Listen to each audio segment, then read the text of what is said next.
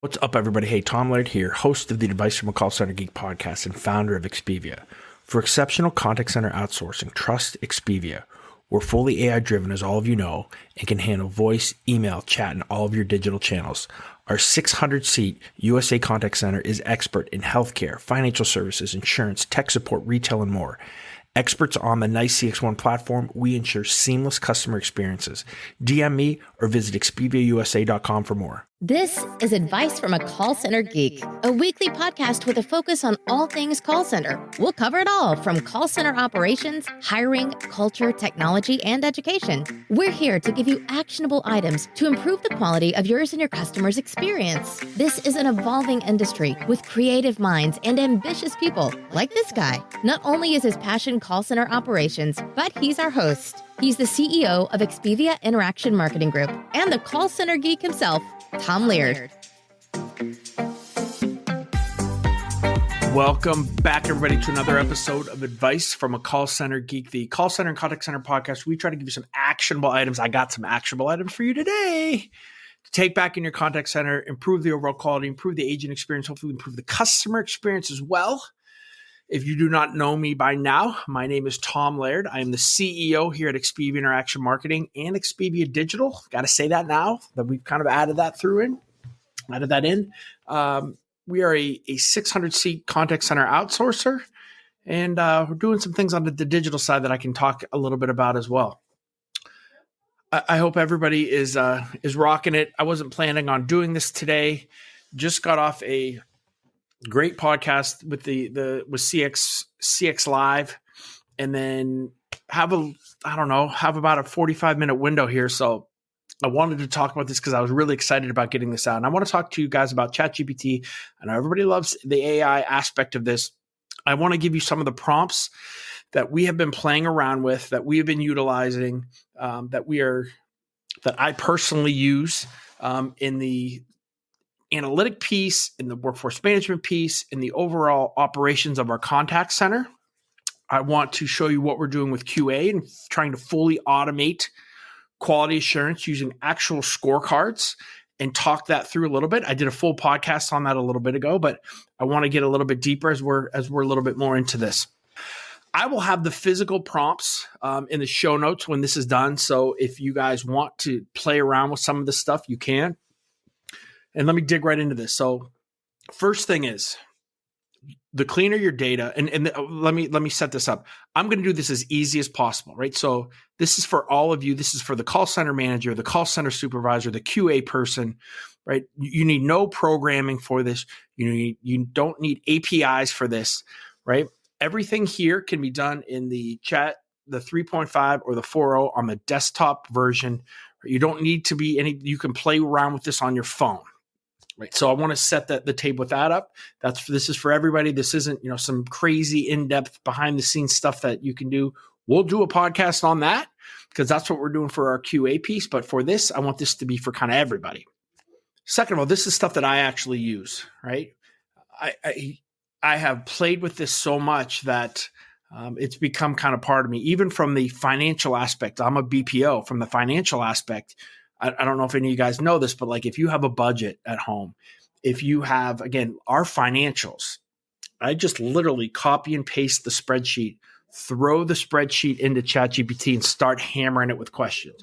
Where can we be more efficient? Where can we save money? Where can I, increase my gross revenue? Where can our bottom line get better? Where are we inefficient when it comes to our certain programs? What client should I raise prices on? What client should I add more to? You know what I mean? Like you can add all that stuff in there. From a budgetary standpoint, you can do that too. But I want to talk again about the call center. So let me start with this. Have as much data as you possibly can. Spreadsheets are fine, right? So if you have, CSAT scores and NPS scores and average handle time and all these different metrics, take some time and kind of put them together. And I'm going to tell you exactly what you need, right, to do each of these prompts. All right, so let's get this going. So I guess I called this first one like overall operations, right? And this just is kind of, and again, I'm just looking at my notes here, streamlining, optimizing, the function of the contact center, the things that, that you would need, right? So historical performance metrics like average handle time, first call resolution, CSAT scores, NPS scores, service level, like any of those metrics, right? The more metrics you have, right, the more robust, right, your outputs are going to be. If you have current feedback, right? So if you have done CSAT surveys, if you've done NPS surveys, have the feedback actually in there for each of the reps. Abandonment rates, all of those kind of metrics that you can think about. And here's some of the prompts that you can play around with, right? So, given the historical performance given the historical performance metrics and feedback, identify 3 areas of our contact center operations that needs immediate attention, right? So it's going to parse through all that data and in 4 seconds, talk about some things that you are really struggling on. You can do things like, one that I wrote was, based on the tools and platforms mentioned, are there any efficiencies or redundancies that might be affecting agent performance or customer experience?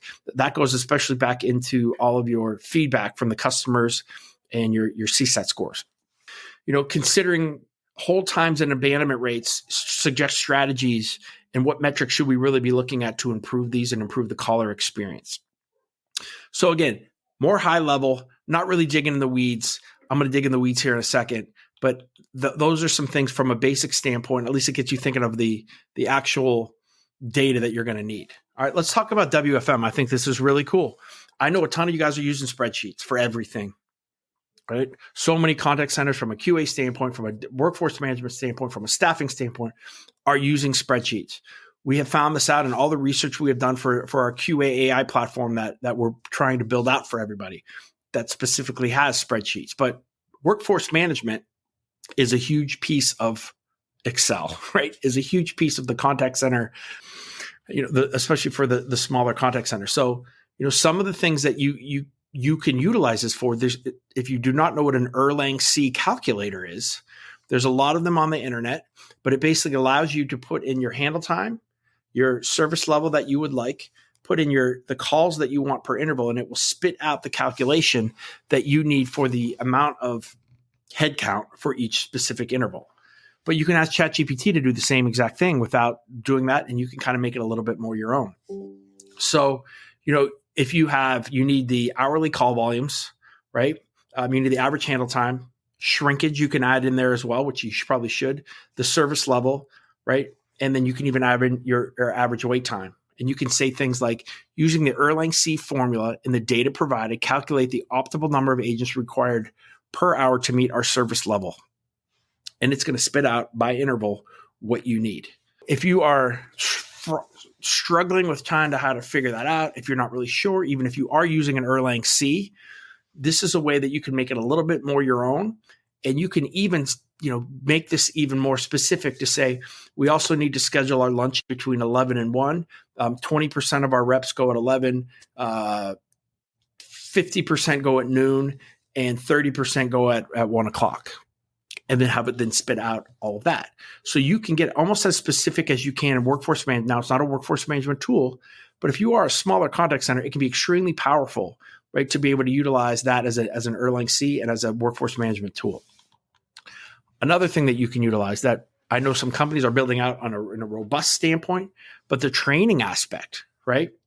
So, looking at knowledge gaps, looking at real world scenarios that you can kind of role play in kind of, I want to say, virtual reality world, right?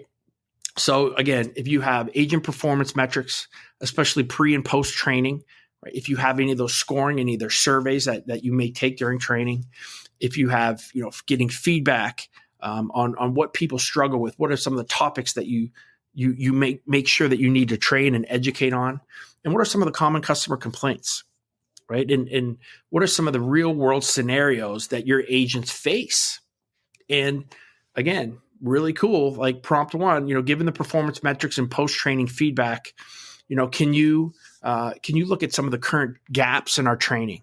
And can you recommend some new modules that we need to make sure that we focus on, right? And have it really kind of almost look at your training. If you want to throw in your entire training deck, right, from a copy and paste standpoint, you could do that, have a kind of look at that and research it. Things we don't really think about. But I love, this is, based on on common customer complaints and scenarios, can you generate potential training scenarios or simulations?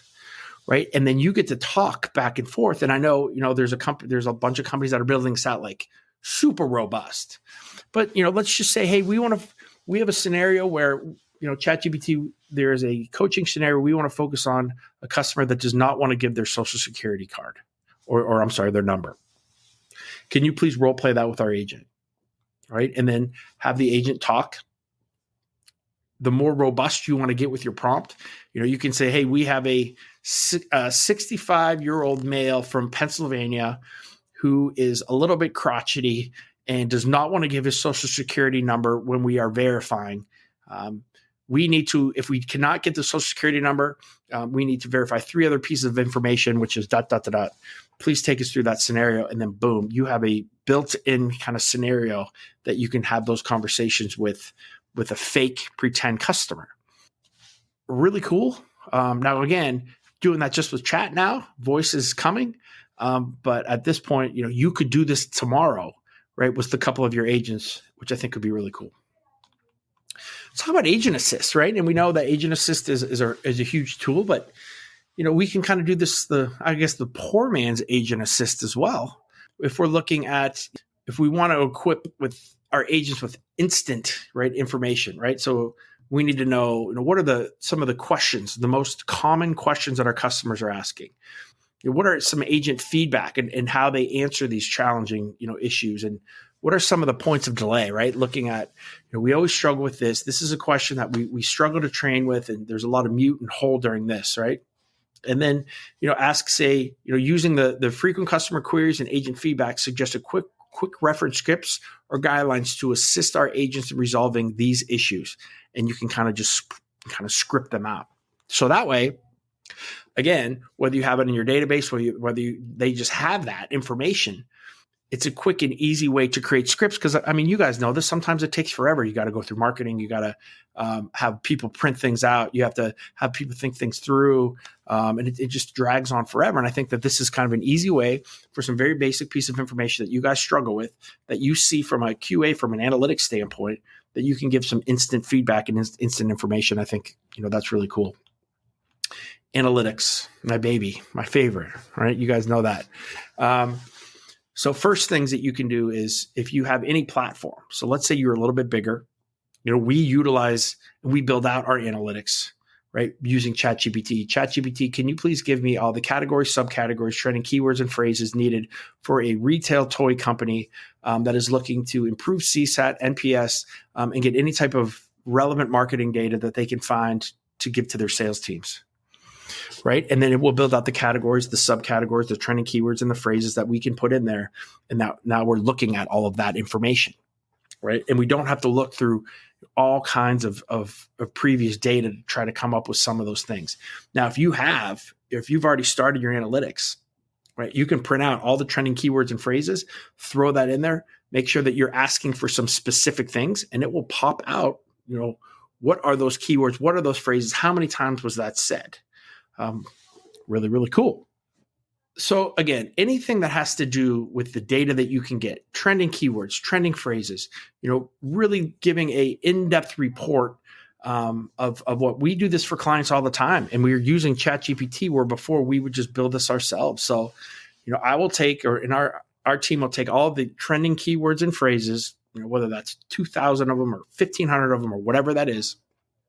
We will throw that into ChatGPT. We talk to our clients about, what specific things are they looking for? Marketing data, pain points, issues with logistics, any of those types of things. And we ask those questions, and that's how we build out our reports. We don't build our report to say, hey, here's the things that it came out with.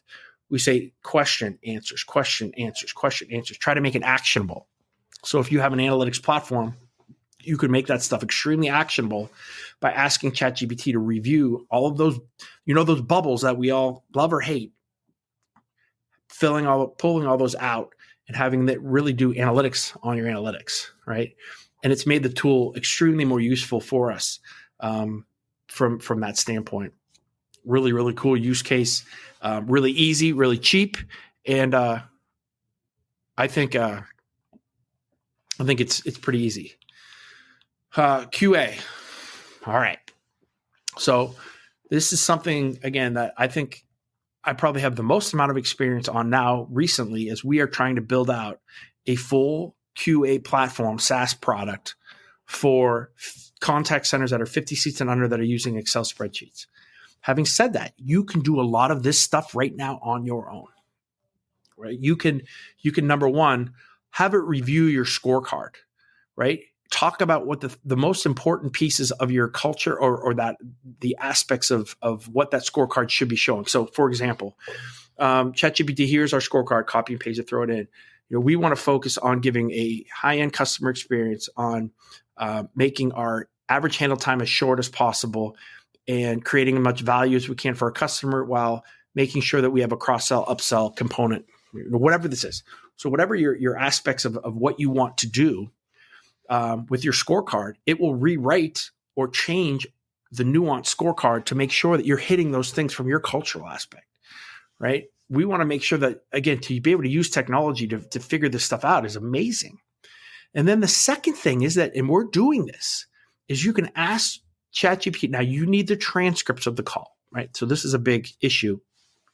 There's a ton of companies out there. One is, and I'm going to tell you, is DeepGram, which is they're crazy, super cheap. They will give you a ton of free credits as well, so that you can test this and play with it. But it will take your recording in literally 2 seconds, give you a full transcript. Take your transcript and then ask ChatGPT to score your call based on the form that they just created. And it's going to score your calls. And I think that this is where I say that, QA is going away here extremely quickly, but a really, really cool way to kind of use ChatGPT as well. I think for supervisors, you front end on the floor supervisors that, the coaching aspect, this can really kind of come into play as well.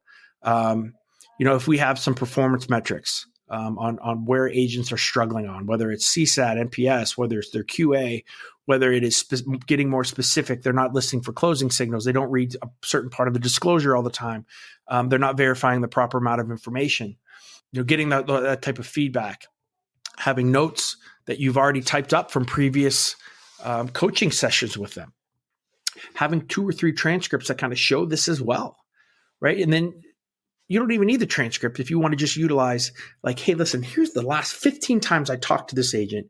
We're focusing on, we have these 3-4 issues. And, considering in ChatGPT say, considering the feedback and the metrics that we need to hit, the feedback that we've given, outline a coaching framework that targets this specific agent who doesn't take coaching really well and can be a little bit more rough, right?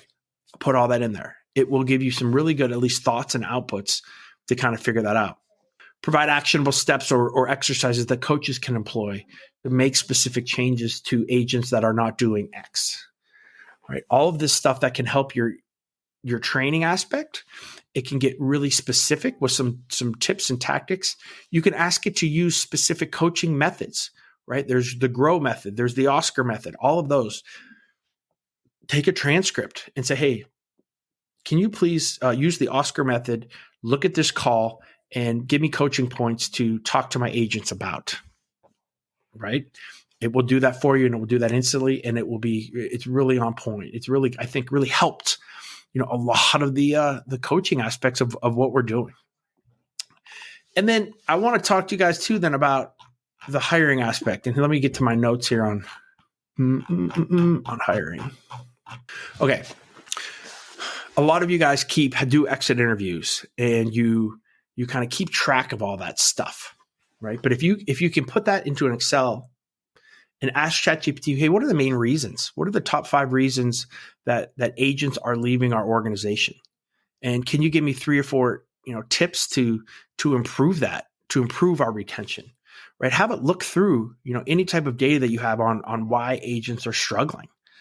Maybe there's something from a specific supervisor that you're not seeing. Maybe there's something from an overall trend of a program. Maybe you're hiring wrong, right? So I don't know. There's some things that I think you can do there.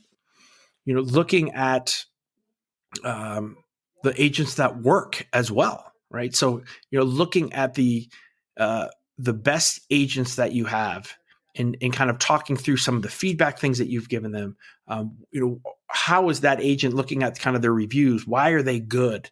Right. And kind of giving ChatGPT that to kind of see and build your overall profile of, what makes a great sales rep, what makes a good customer service rep in your organization, and kind of really, kind of build that out a little bit more. But I think looking for common traits is what ChatGPT and AI is really, really good at. And I think that can be some things that can help you. So again, this is kind of, where my head is at with a lot of this stuff. And I don't want to make it hard. I want, frontline supervisors. I want call center managers. I want team leads to be able to, or at least to be able to give you guys some stuff that I think can help, can add to the productivity that you're doing and help you get through your day and improve the contact center, improve the agent experience as well. There's so many ways that we could go with this and so many other things that I'm sure I will talk about in the future, but, really excited. A couple questions here I have on TikTok. Millennia, I'm a CEO of a contact center. So I run, and the name of the company is Expedia. So we're about a 600 seat call center outsourcer located in Erie, PA. So we work for a lot of different clients that have outsourced their customer support, their customer service. So that's kind of, I guess my 30-ish years of experience with this and trying to do it a little bit differently than how a lot of people think of the contact center, the call center, is hopefully what's coming across with a lot of the content that I do. Again, this is an episode of no, it's not. It's Expedia, EXPIVIA. I get Expedia a lot. I'm surprised they probably haven't sued us, but we've been around for about 14 years now, so I don't think it's happening. Well, thank you. I appreciate that. I appreciate the, kind of the shout out a lot. I know a lot of times on TikTok, you don't know what you're going to get from if somebody's going to say something silly, if somebody's going to say something mean or say something nice, and it's nice when people say something nice. But again, if you guys are into the call center, contact center world, again, check out the podcast, what we're doing right now, Advice from a Call Center Geek. Check that out. Check me out on LinkedIn as well. My profile on TikTok has my link tree. So all the content that I have on TikTok here and on LinkedIn and on Reels and all over the place is there. So, appreciate if you guys check that out and, let me know what you think. But if that's it, that's all I got, guys. I hope that this added some value to everybody.